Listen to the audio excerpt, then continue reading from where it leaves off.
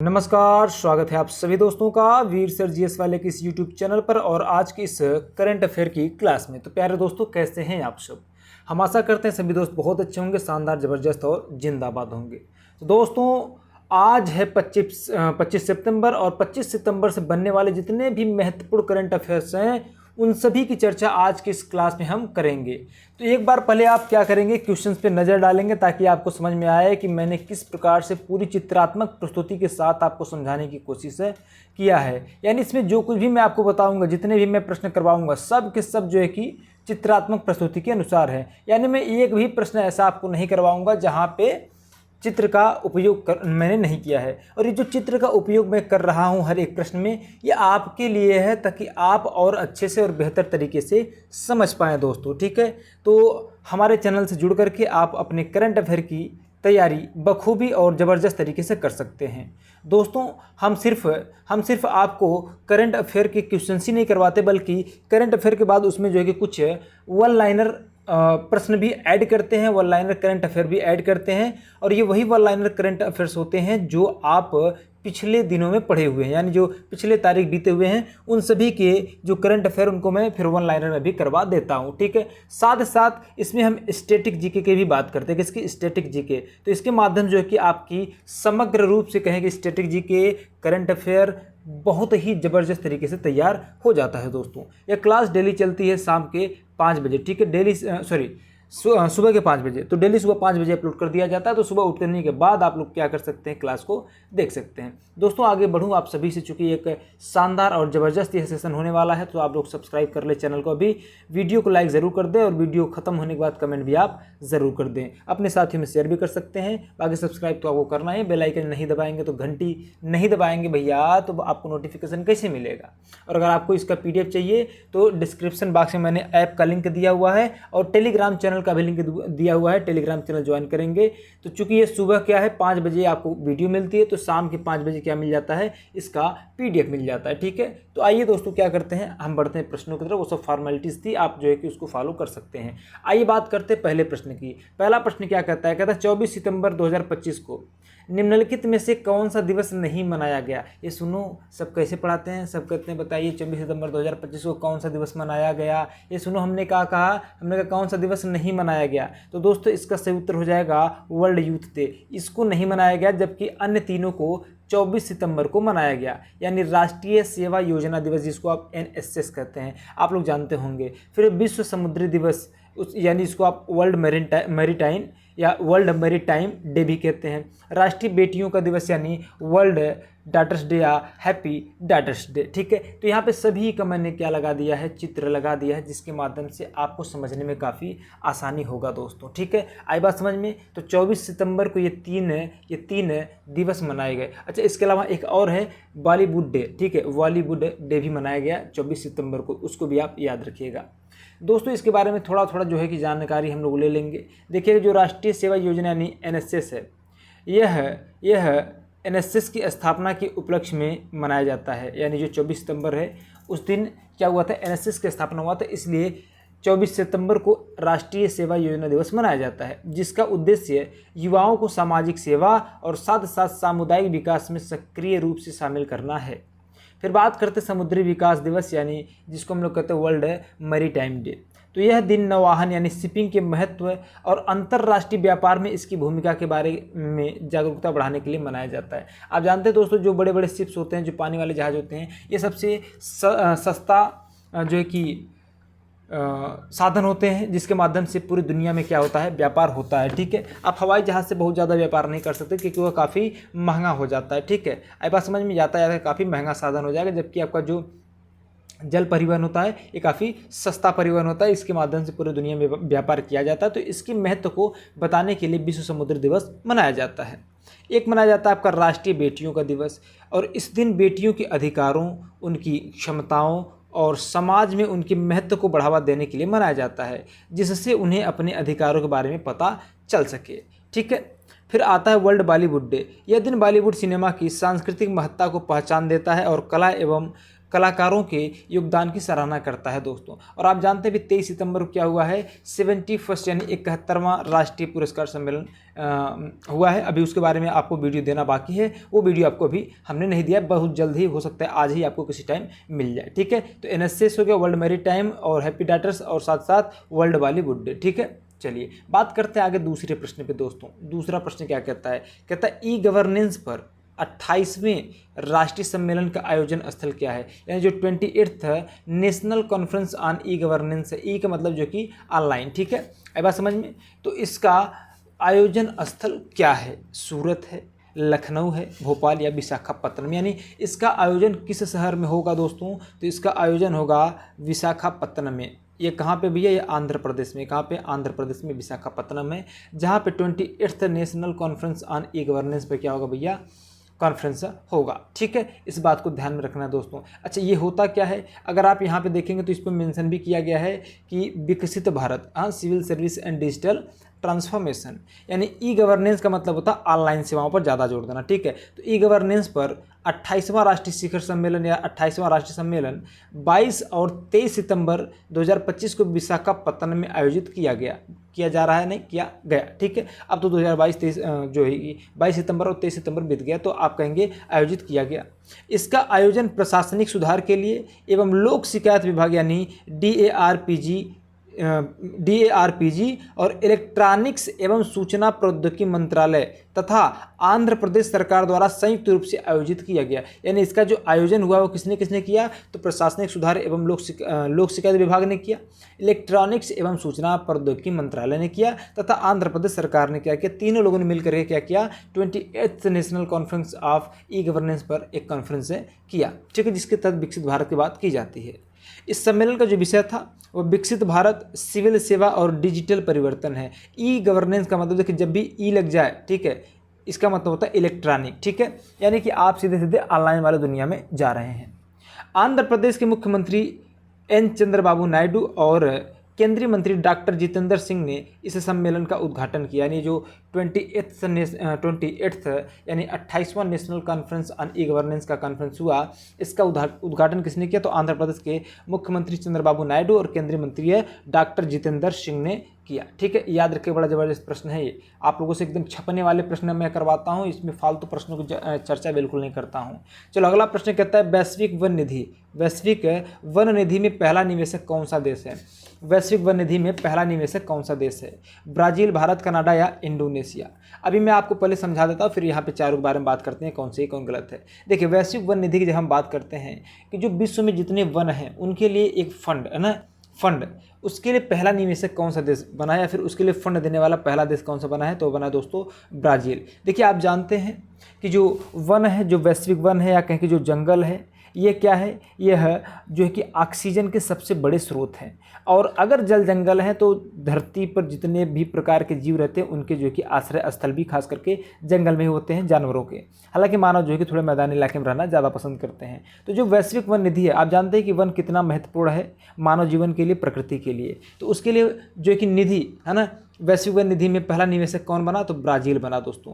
यहाँ पे आपको मैंने ऑलरेडी मैप लगा रखा है, अगर आप मैप के अनुसार भी जानना चाहते हैं तो जान लीजिए। देखिए जो ब्राज़ील है यहाँ पे वर्ल्ड या कहें कि ग्लोब पे भी दिखाया गया है, ये दक्षिण अमेरिका का एक देश है, ठीक है, किसका है, दक्षिण अमेरिका का एक देश है दोस्तों। और आप जानते हैं ये जो चूँकि वैश्विक वन निधि की बात आती है, तो अगर मैं पूछूं दुनिया का सबसे बड़ा जो जंगल है अमेजन जंगल, वो कहाँ पे है भैया, वो सबसे ज़्यादा उसका विस्तार कहाँ, हालांकि विस्तार उसका एक देश में नहीं कई देश में है। तो भैया अगर मैं पूछूं उसका विस्तार कहाँ है, तो भाई उसका जो विस्तार है वह कहाँ पे है, ब्राज़ील में है। अरे बोलो कहाँ पे है, ब्राज़ील में सबसे ज़्यादा है, ठीक है। अमेजन नदी भी आप जानते होंगे, वो भी यहीं पर सबसे, जो दुनिया की सबसे चौड़ी नदी है ना अमेजन नदी, वो ब्राज़ील से ही गुजरती है, ब्राज़ील में ही उसका सबसे बड़ा हिस्सा है, ठीक है। चलिए आगे बात करते हैं अगले, अच्छा इसके एक्सप्लेनेशन पर ध्यान दीजिएगा। ये है ब्राज़ील के राष्ट्रपति, ठीक है, कौन है, ब्राज़ील के राष्ट्रपति जिनका नाम है लुइज इनासियो लुला दा सिल्वा, लुइज इनासियो लूला दा सिल्वा, ये ब्राज़ील के राष्ट्रपति हैं। ठीक है, आई बात समझ में। इन्होंने 23 सितंबर को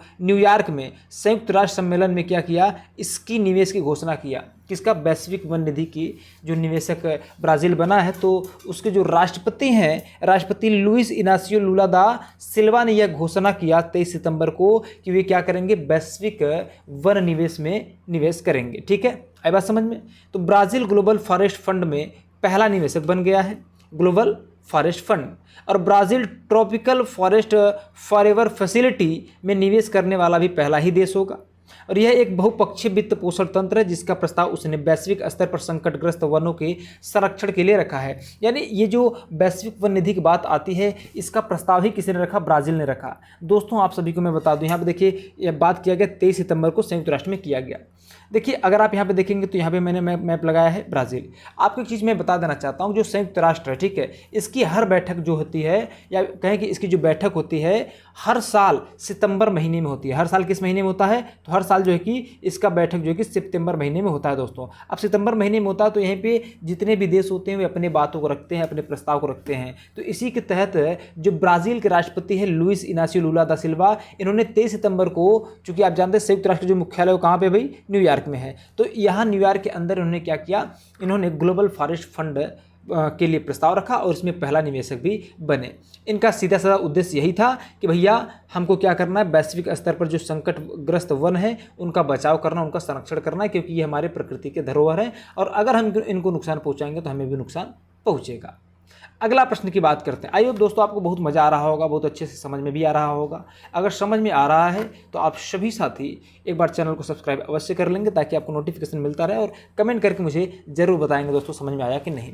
चौथा प्रश्न कहता है कि आत्मनिर्भर भारत के तहत भारत के बाहर, ध्यान रखिएगा, आत्मनिर्भर भारत के तहत भारत के बाहर पहला भारतीय रक्षा विनिर्माण संयंत्र कहाँ खोला गया?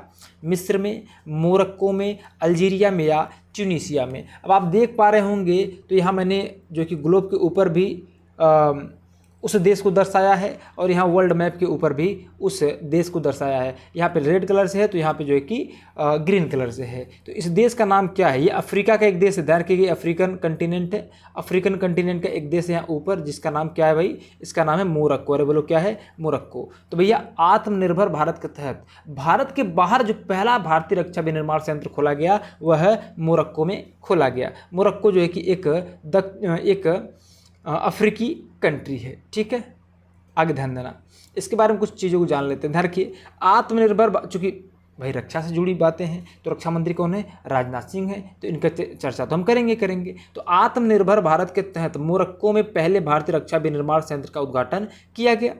रक्षा मंत्री राजनाथ सिंह, भारत के रक्षा मंत्री कौन है? राजनाथ सिंह दोस्तों। इन्होंने 22 सितंबर से मोरक्को की 2 दिवसीय आधिकारिक यात्रा पर हैं, और यह किसी भारतीय रक्षा मंत्री की उत्तरी अफ्रीकी देश की पहली यात्रा है। यानी इससे पहले भारत का जितने भी रक्षा मंत्री हुए भारत के, उनमें से कोई भी उत्तरी अफ्रीकी देश में नहीं गया था। तो यह रक्षा मंत्री राजनाथ सिंह है जो उत्तरी अफ्रीकी देश में पहली बार यात्रा कर रहे हैं भारत जो कि रक्षा मंत्री के रूप में।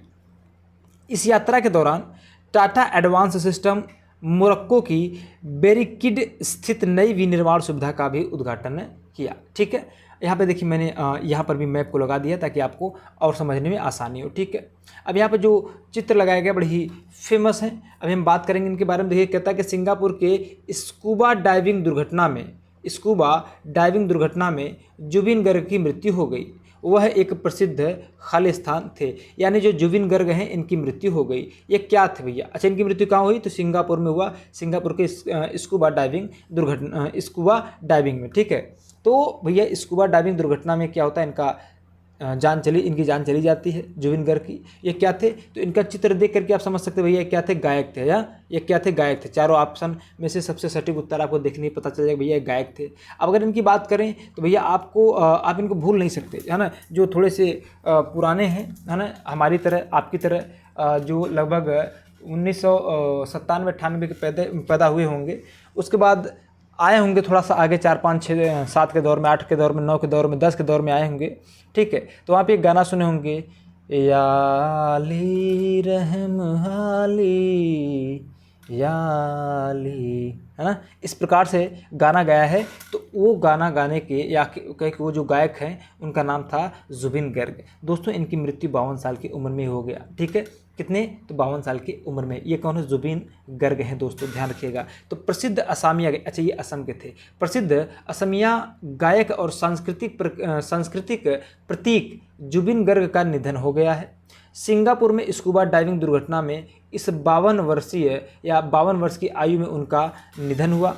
सिंगापुर पुलिस ने उन्हें बेहोशी की हालत में समुद्र से बचाया और तुरंत अस्पताल ले जाया गया, लेकिन गहन चिकित्सा देखभाल के बावजूद भी डॉक्टर उनको बचा नहीं पाया। ध्यान रखिएगा, स्कूबा डाइविंग दुर्घटना। अच्छा, यहाँ पे मैंने स्कूबा डाइविंग दुर्घटना वाला चित्र नहीं लगाया है ना, मुझे स्कूबा डाइविंग लगाना चाहिए था। ये जो कि तैराक आप जानते हैं ना, तैराक बिल्कुल उसी तरीके से होते हैं, है ना।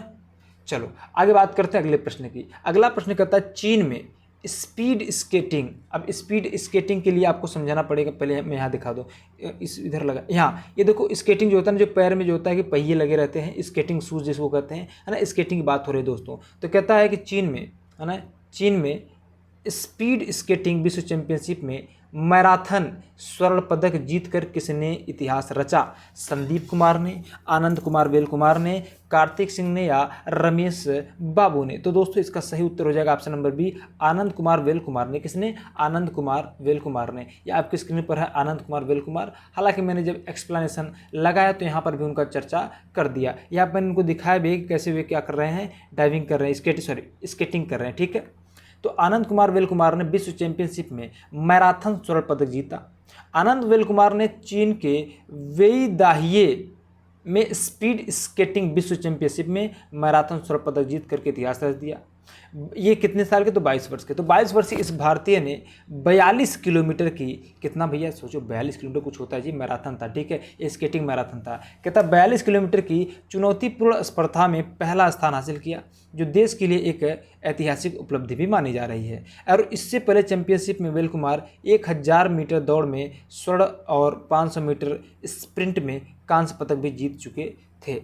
लेकिन उसके बाद आते हैं स्केटिंग में। तो भैया इसमें जो कि है एक मैराथन था लगभग 42 किलोमीटर का, जिसमें इन्होंने पहला स्थान प्राप्त किया। किसने? आनंद कुमार वेल कुमार ने। ठीक है, अगला प्रश्न है क्वेश्चन नंबर 7वां। कहता 24 से 28 सितंबर 2025 तक तीसरे अंतर्राष्ट्रीय बौद्ध मंच के दौरान बुद्ध के पवित्र अवशेष पहली बार कहाँ प्रदर्शित किए जाएंगे? बुद्ध के पवित्र अवशेष पहली बार कहाँ प्रदर्शित किए जाएंगे दोस्तों? मंगोलिया में, श्रीलंका में, रूस में या नेपाल में? तो मेरे दोस्तों, मेरे प्यारे साथियों, इसका सही उत्तर हो जाएगा रूस, है ना। तो रूस के अंदर क्या किया जाएगा दोस्तों? देखिए पहली बात तो 24 से 28 सितंबर 2025 तक क्या हो रहा है? तीसरा अंतर्राष्ट्रीय बौद्ध मंच या कहें कि सम्मेलन हो रहा है। और इसी के दौरान क्या किया जाएगा? जो बुद्ध के पवित्र अवशेष हैं उनका पहली बार प्रदर्शन भी किया जाएगा। और वो कहाँ किया जा रहा है भैया? यह आयोजन कहाँ हो रहा है? तो यह हो रहा है रूस के अंदर, यानी रसिया के अंदर। अब दोस्तों मैं हर एक देश के बारे में अलग से भी चर्चा कर सकता हूँ, क्लासेस काफ़ी लंबी हो जाती हैं, इसलिए मैं उनकी चर्चा नहीं करता हूँ। अगर आप कहेंगे तो मैं उनको भी इंक्लूड करूँगा और आगे ले चल के आपको अच्छे से भी बताऊँगा। देखिए, तो बुद्ध के पवित्र अवशेष पहली बार रूस के कलमिकिया में प्रदर्शित किए जाएंगे। कहाँ पे जी? कलमिकिया। नई दिल्ली स्थित राष्ट्रीय संग्रहालय से बुद्ध के पवित्र अवशेष पहली बार रूस के कलमिकिया गणराज्य में प्रदर्शित किए जाएंगे। इन अवशेषों को 24 से 28 सितंबर 2025 तक एलिस्टा में आयोजित होने वाले तीसरे अंतर्राष्ट्रीय बौद्ध मंच के दौरान प्रदर्शित किया जाएगा। और इस प्रदर्शनी का आयोजन संस्कृति मंत्रालय द्वारा अंतर्राष्ट्रीय बौद्ध परिसंघ, राष्ट्रीय संग्रहालय और IGNCA के सहयोग से किया जा रहा है। ठीक है, यहाँ पे देखेंगे तो कुछ आपको बौद्धिस्ट भी दिख जाएंगे, स्क्रीन पे मैंने लगा रखा है। ये अंतिम प्रश्न है, कहता विश्व चैंपियनशिप में महिलाओं की 400 मीटर दौड़, है ना, 400 मीटर दौड़, तैयार रखिएगा। विश्व चैंपियनशिप में महिलाओं की 400 मीटर दौड़ में 40 वर्षों में सबसे तेज या सबसे कम समय के साथ स्वर्ण पदक किसने जीता? यानी सीधे सीधे यहाँ पे ये कह रहा है कि 40 साल का रिकॉर्ड तोड़ दिया।